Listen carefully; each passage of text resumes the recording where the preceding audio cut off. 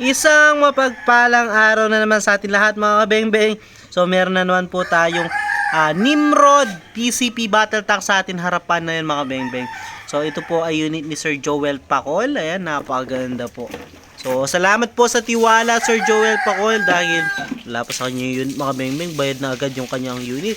So salamat po. So yan po ay 3,000 PSI maximum input, then 1,800 PSI output. Naka 24 inches long barrel. Ayan, naka BSA black powder 4x16x44. Napakaganda po. So susubukan po natin siya sa 19 meters mga kabeng-beng using Striker Diabolo yung ating gagamitin. So sir, ito po yung unit nyo, napakaganda po. So subukan na natin mga kabeng-beng bago subukan pa ng iba itong ating Nimrod PCP Battle Tank. So sa mga naghahanap ng Nimrod PCP Battle Tank, so price po niyan 32,500 lang kasama na scope, silencer, 100 rounds ng bala at PCP pump. Set na po 'yon, PCP na, regulated pa mga beng-beng. So 'yun, budget friendly mga beng-beng. So tara subukan natin sa 19 meters. So grouping test natin mga beng-beng.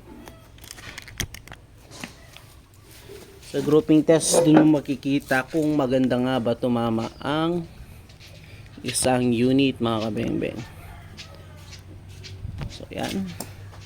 Sa mga naghahanap ng sidecam, again, available po sa atin yan mga kabeng-beng.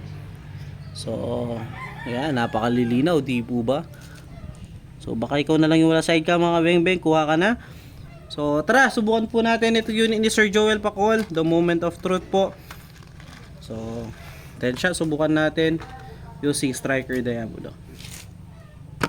First shot po. First shot.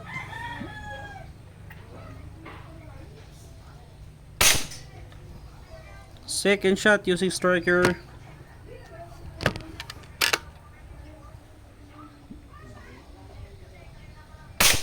Ganda tumama Sir Joel. Wala akong masabi sa unit mo.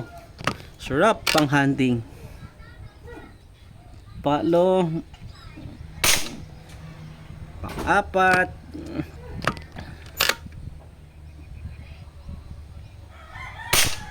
shit, sarap pang hunting Sir Joel Pacol. Masabi sa unit mo, pang-5, pang-6,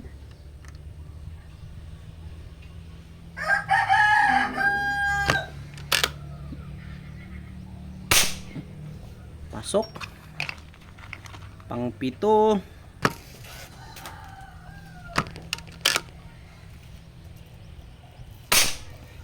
pang-8,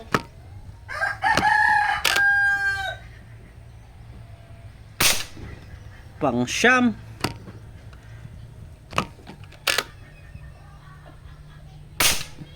pang-10. Napakagandang tumama Sir Joel. Wala akong masabi. Ang 10. So yun, 10 shots, 1 hole mga kabeng-beng. Ayan, ganyan po talaga dapat makita kung maganda tumama yung unit mga kabeng-beng. Hindi yung gagawa tayo ng target doon or may tiger tayo doon na binabarel. So dyan makikita mo kung gaano ka sin-sin yung mga bala or groupings niya. So tara, lapitan po natin. Ito naging groupings niya mga beng-beng. So yan, wala pong daya yan, straight from the camera talaga. Ayan oh. Sir Joel, napakaganda tumama ng unit. Puntahan natin itong naging kanyang groupings nang malaman-laman natin kung gaano ba kaliit lang yan. Ayan sir, napakagandang tumama. Pinakamaliit na daliri. Ayan, pinakamaliit na daliri. Hintuturo. Hinlalaki. Napakagandang tumama mga beng-beng. Salamat po. Ulo ng tres na pako. Ayan, compare natin dito. So yun, salamat Sir Joel. Pakintay na lang po. Salamat po sa inyong binigay at tiwala. So asahan nyo po magandang performance din yung at serbisyo yung papadala namin. Salamat po mga beng-beng. God bless. Peace out.